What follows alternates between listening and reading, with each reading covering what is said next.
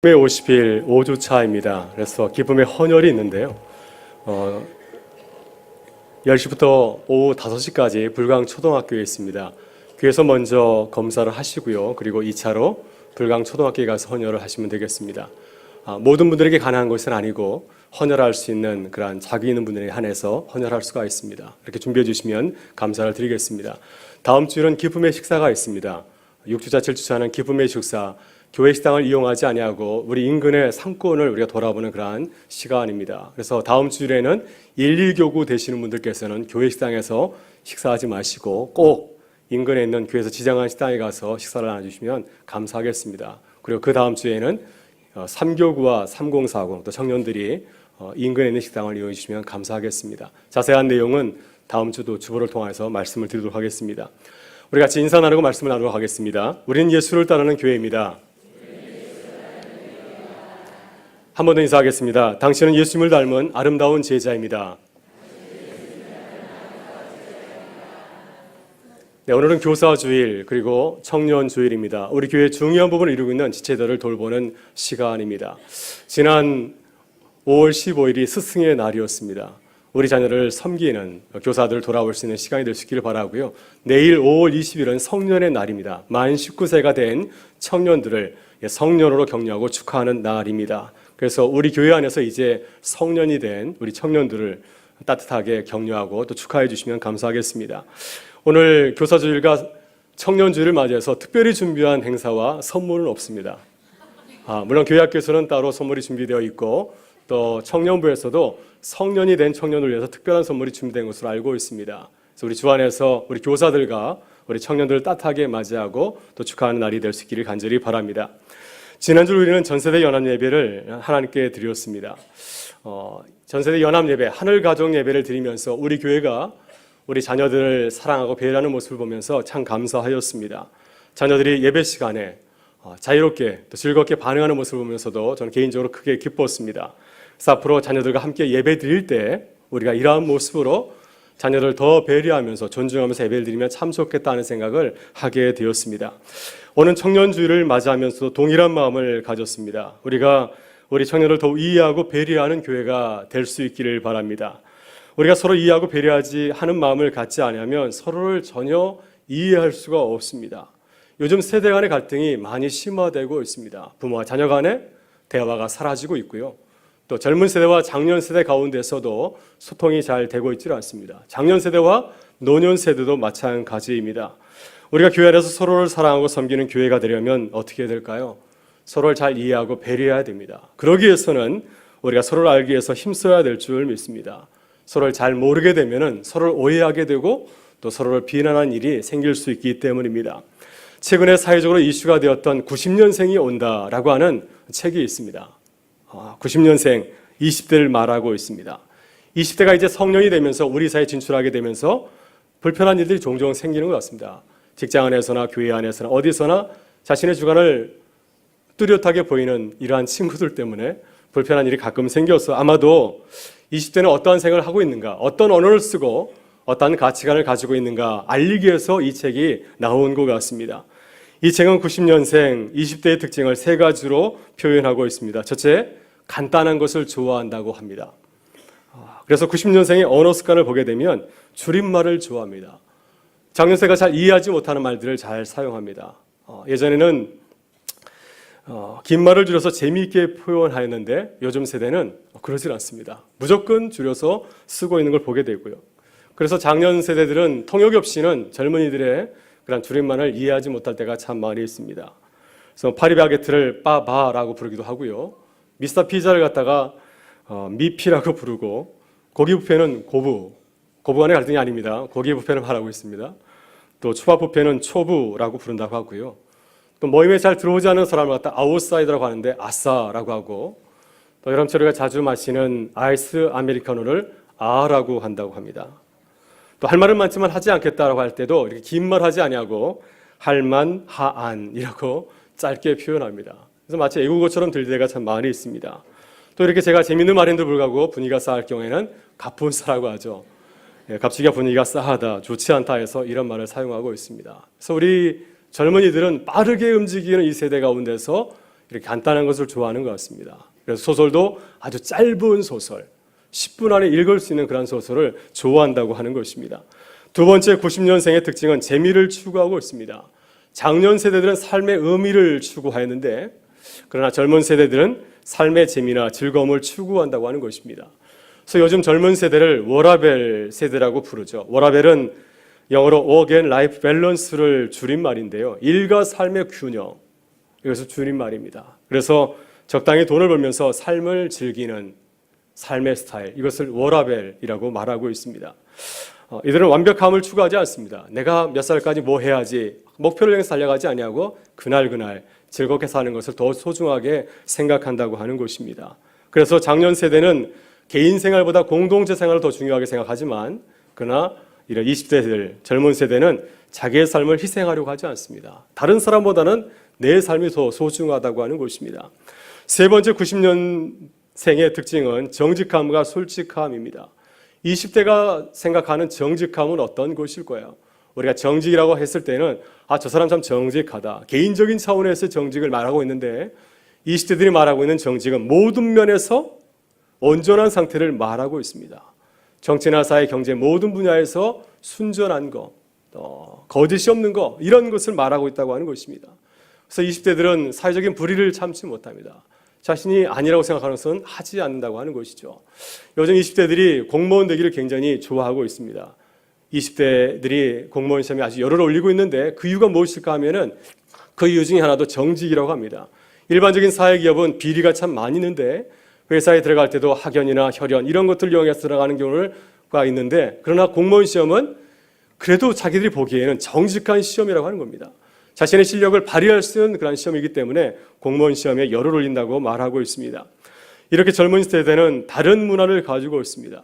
이런 젊은이들의 특성을 알지 못하면 젊은이들을 이해하기가 힘이 들죠. 그래서 우리는 청년을 이해하기 위해서는 청년들을 관찰하고 또한 배워가야 됩니다. 여러분, 교회는 다른 언어와 소비 성향 가치관을 가진 청년들을 이해하고 노력하는 교회가 될 줄 믿습니다. 그래야 이 청년들에게 복음을 전할 수 있기 때문입니다. 그들을 알지 못하고 우리의 생각을 고집하게 되면은 20대들은 교회도 꼰대구나, 우리를 알아주지 않은 거 하면서 이렇게 대화하기를 거친다고 하는 것입니다. 그래서 오늘 청년주의를 맞이하여서 우리 교회가 청년을 이해하고 배려하기 위해서 끊임없이 배우고 노력하는 성도들이 되실 수 있기를 주의 이름으로 축원합니다. 여러분, 이렇게 어려운 시대를 살아가고 있습니다. 이렇게 자기 주관이 분명하고 또 장년 세대에게 정직함과 솔직함을 요구하는 청년들에게 어떻게 복음을 전할 수 있겠습니까? 어떻게 그들에게 예수님을 전하고 하나님 나라의 소망을 전할 수 있겠습니까? 우리는 그 실마리를 예수님의 가르침과 진실한 삶에서 찾을 수 있습니다. 예수님께서 우리에게 보여주신 것처럼 그 진실함을 가지고서 다가갈 때 그들에게도 통하지 않을까 하는 생각이 듭니다. 그래서 우리가 청년들을 이해하기 위해서 더욱더 주의 말씀을 깊이 묵상하고 주님의 삶과 가르침을 배우는 교회가 될 수 있기를 간절히 바랍니다. 오늘 본문에서 예수님은 금식에 대해서 말씀하고 있습니다. 금식은 예수님께서 산상수훈에서 가르치신 세 가지 제자들의 경건 훈련 가운데 하나입니다. 마태복음 6장을 보게 되면 예수님께서는 먼저 구제에 대해서 말씀하시고 기도에 대해서 말씀하셨습니다. 그리고 마지막으로 오늘 말씀하신 금식에 대해서 말씀하고 있습니다. 이 세 가지 경건 훈련을 통하여서 예수님을 따르는 제자들이 어떤 마음을 가지고서 살아갈까에 대해서 말씀하고 있습니다. 예수님께서 금식에 대해서 특별히 말씀하신 것을 보게 되면 금식은 초대교회에서 매우 중요한 제자들의 경건 훈련임을 우리가 알 수 있습니다.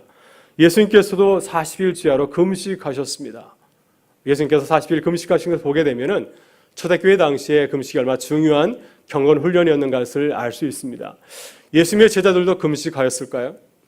예수님의 제자들도 예수님을 따라서 금식하였습니다.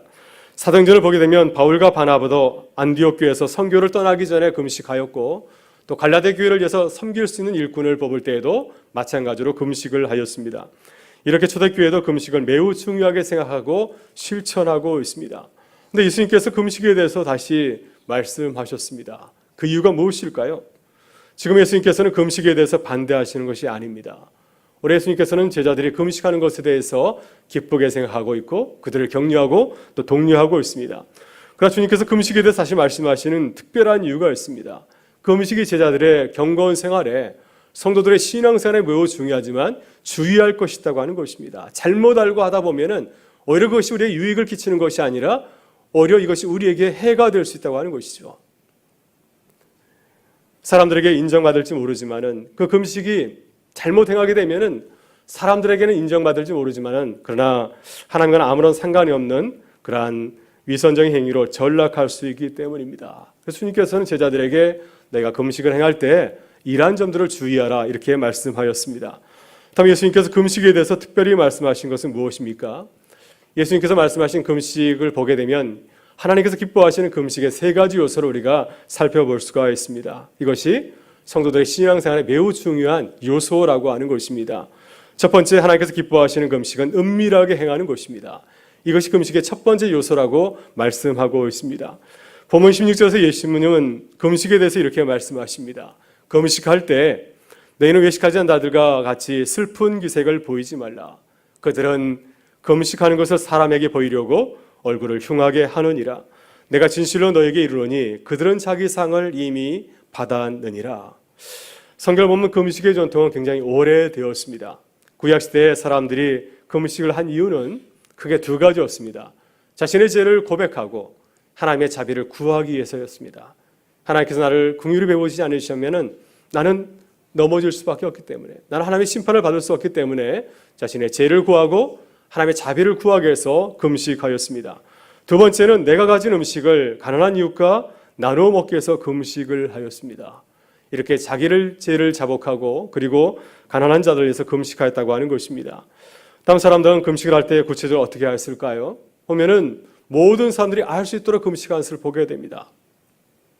구약성을 보면 사람들은 죄를 뒤집어 쓰고 베옷을 입고 금식을 하였습니다. 느헤미야도 공동체가 어려움을 당하게 되었을 때 굵은 베옷을 입고 금식하면서 서서 자기의 죄를 고백하였습니다. 에스더도 유대인을 싫어하는 하만이라는 자가 자신의 동족을 갖다 멸절하려고 했을 때 모든 유대인들에게 금식을 선포하고 자신과 신녀도 금식에 동참하였습니다. 느헤미야 사람들은 요나 선지자가 설교하였을 때 그 말씀을 듣고 회개하면서 금식을 선포하고 또 베옷을 입고 참여하였습니다. 이렇게 사람들은 금식을 할 때 모든 사람들이 다 할 수 있도록 금식한 것을 보게 되고요. 홀로 하지 아니하고 공동체가 함께 금식에 참여한 것을 볼 수 있습니다. 그러나 본문에서 주님이 말씀하신 금식은 공동체의 금식이라기보다는 개인적인 금식을 말하고 있습니다. 예수님 당시의 바리새인들 가장 경건한 자들이었죠. 그들은 자주 금식하였습니다. 얼마나 자주 금식하였을까요? 예수님께서 말씀하신 바리새인과 세리의 비유, 누가복음 18장에 나오는 그 비유를 보게 되면 바리새인들은 일주일에 이틀 금식한 것을 보게 됩니다. 내가 일에 2번씩 금식하나이다. 그래서 바리새인들은 월요일과 목요일에 정기적으로 금식을 하였습니다. 또 예수님 전에 활동하였던 세리요한과 그의 제자들도 마찬가지로 금식하였습니다. 이렇게 그들은 개인적으로 금식을 즐겨하였습니다. 오늘 주님이 말씀하시는 것은 바로 이 개인적인 금식에 대한 것입니다. 그러나 주님께서 제자들에게 주의하라고 하신 것은 무엇일까요? 외적인 행동보다도 그것을 문제 삼은 것이 아니라 그 내적인 마음의 동기를 살펴보라고 하는 것입니다. 여러분, 사람들은 금식할 때 얼굴에 기쁜 얼굴을 띌까요? 슬픈 기색을 하죠. 또 오랫동안 금식을 하게 되면 음식을 먹지 않기 때문에 자연스럽게 얼굴은 이렇게 흉하게 변하게 됩니다. 이것은 자연스러운 금식의 결과라고 할 수가 있습니다. 근데 주님께서 이러한 모습을 문제 삼은 것은 무엇입니까? 자신의 이러한 행위를, 금식 행위를 자신의 겉모습을 통해서 은연중에 보여주고 있기 때문입니다. 말은 하지 않지만은 자신의 그 슬픈 기색과 얼굴이 야인 그 모습을 통해서 자신의 주변 사람들에게 내가 지금 힘든 금식을 하던 사실을 보여주고 있기 때문에 그렇습니다. 여러분, 예수님께서는 이러한 은밀한 내적인 동기를 재미있는 표현으로 강조하였습니다. 16절을 보게 되면은 그들은 금식하는 것을 사람에게 보이려고 얼굴을 흉하게 하느니라 하는 말씀이 있습니다. 얼굴을 흉하게 한다는 말씀은 헬라어로 아파니조라고 하는데 그 뜻은 보이지 않게 하다 하는 뜻을 담고 있습니다.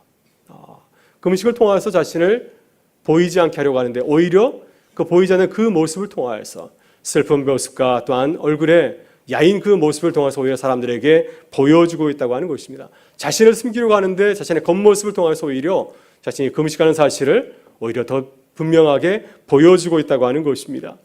이사야 58장을 보면 예수님께서 하나님이 기뻐하시는 금식에 대해서 말씀하고 있습니다. 주님이 기뻐하시는 금식은 어떤 것일까요? 물론 외적인 금식 행위도 매우 중요합니다.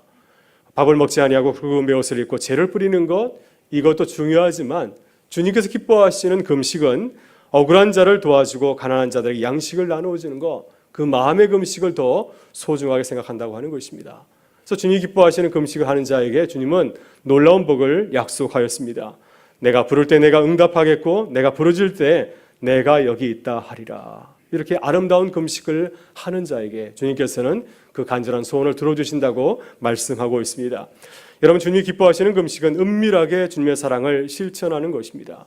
내 슬픈 마음, 내 간절한 마음을 사람에게 보이려고 하는 것이 아니라 은밀하게 주님의 사랑을 실천하는 것, 이러한 마음을 주님께서 기뻐하신다고 하는 것입니다. 은밀하게 주님을 따르는 우리 모든 성도들이 있을 수 있기를 주의 이름으로 축원합니다. 둘째, 주님께서 기뻐하시는 금식은 기뻐하고 감사하는 것이라고 말씀하고 있습니다. 이것이 금식의 두 번째 요소라고 하는 것입니다. 본문 17절에서 주님은 이렇게 말씀하십니다. 너는 금식할 때 머리에 기름을 바르고 얼굴을 씻으라. 주님 금식에 대해 말씀하실 때 우리의 겉모습을 살펴보라고 말씀하였습니다. 먼저 우리의 속마음을 들여다보라고 하셨고요. 내가 지금 은밀하게 금식을 하고 있는가? 내가 지금 사람에게 보이려고 하는 것은 아닌가? 자신의 속마음을 이렇게 들여다보고 그리고 나서 겉모습도 살필 것을 말씀하고 있습니다.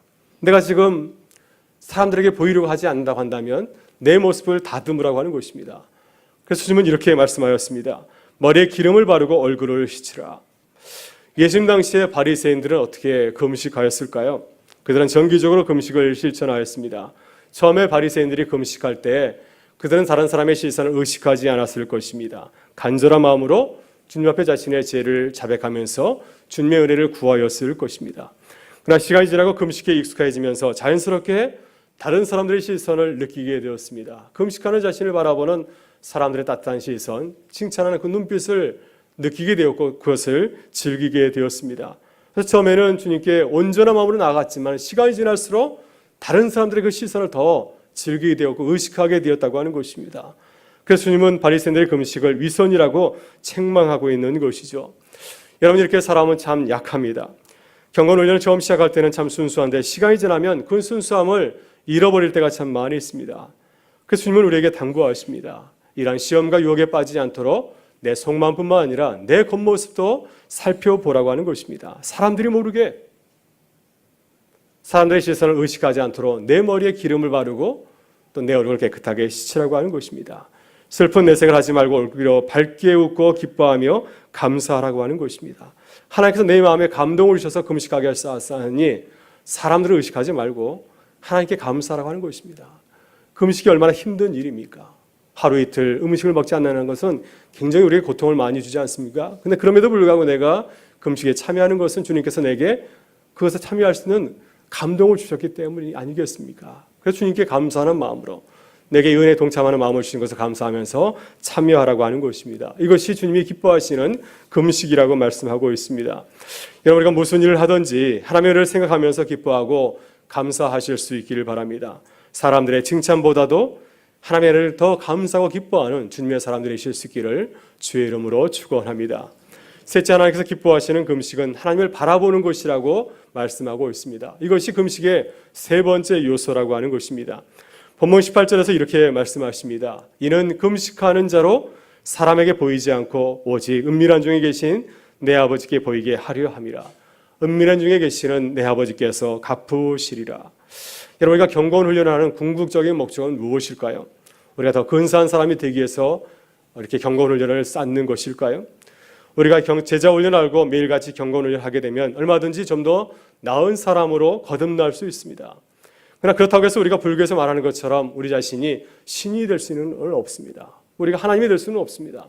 하나님의 형상을 닮은 근사한 주님의 제자로 거듭날 수 있지만 하나님 자체가 될 수는 없는 것입니다. 따라서 경건 훈련의 목적은 우리가 하나님이 되는 것이 아니라 하나님께 더 가까이 나아가는 것이라고 하는 것입니다. 하나님의 사랑을 더 느끼고 주님을 더 기뻐하고 감사하게 해서 매일같이 경건의 길을, 경건의 훈련을 쌓아가는 것이 아니겠습니까? 예수님께서는 금식의 목적을 하나님께 보이기 위함이라고 말씀하고 있습니다. 다시 말해서 금식은 하나님을 향해서 나아가는 것입니다.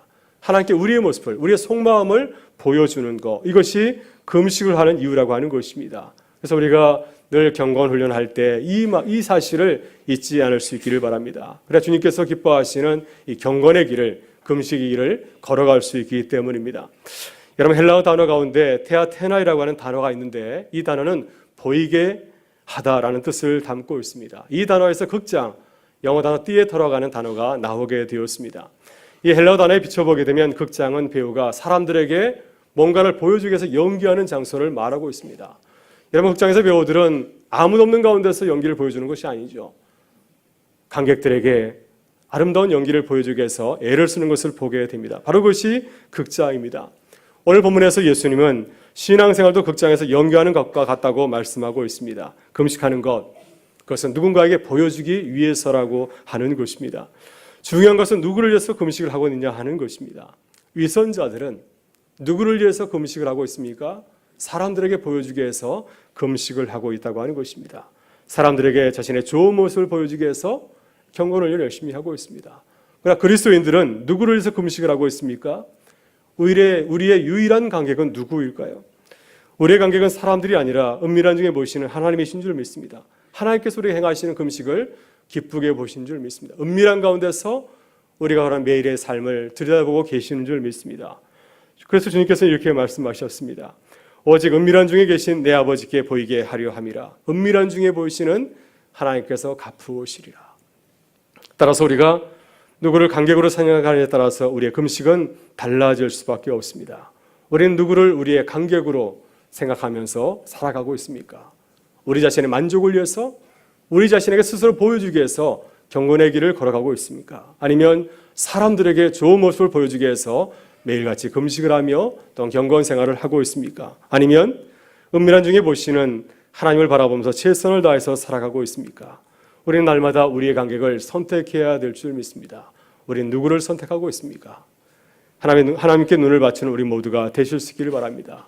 마치 극장에서 배우들이 관객을 바라보면서 최선을 다해서 연극하는 것처럼 우리들도 은밀한 중에 우리를 바라보시는 주님을 바라보면서 기쁘게 제자의 길을 걸어가는 주님의 교회와 성도들이 되실 수 있기를 주의 이름으로 축원합니다. 제36대 미국의 대통령 린든 존슨 대통령 시절의 이야기입니다. 어느 날 존슨 대통령이 보좌관과 함께 백악관에서 아침 식사를 하게 되었습니다. 미국에서 가장 존경받는 언론인이었던 빌 모이어스가 당시 백악관 대변인이었다고 합니다. 대통령은 모이어스에게 아침 식사 기도를 이렇게 부탁을 하였습니다. 그래서 대표 기도를 부탁했을 때 모두가 눈을 감게 되었습니다. 모이어스가 기도를 하는데 음성이 너무나 작았습니다. 아무도 듣지 못하게 은밀하게 아주 조용한 목소리로 기도를 하였습니다. 성격이 불같았던 이 존슨 대통령, 키가 192cm라고 합니다. 그래서 다혈질 이 대통령이 모이어스에게 이렇게 소리를 쳤다고 합니다. 빌, 더 크게 해요. 잘 들리지 않습니다. 그때 모이어스가 대통령에게 이렇게 대답하였다고 합니다. 카카, 저는 지금 가깝게 말하고 있는 것이 아닙니다. 하나님께 기도하고 있는 것입니다. 사랑하는 여러분, 오늘 우리는 누구를 의식하면서 살아가고 있습니까? 오늘 주님은 하나님을 바라보면서 머리에 기름을 바르고 얼굴을 씻으라고 말씀하고 있습니다. 오늘도 주님께서 우리를 눈동자처럼 지켜보고 계신 줄 믿습니다. 주께서 우리를 기쁘게 보시고 우리를 선한 길로, 아름다운 길로 인도하시는 줄 믿습니다. 은밀한 중에 보시는 주님을 바라보면서 날마다 주님의 기쁨이 되기 위해서 열심히 달려가는 우리 모든 성도들이 되실 수 있기를 주의 이름으로 축원합니다.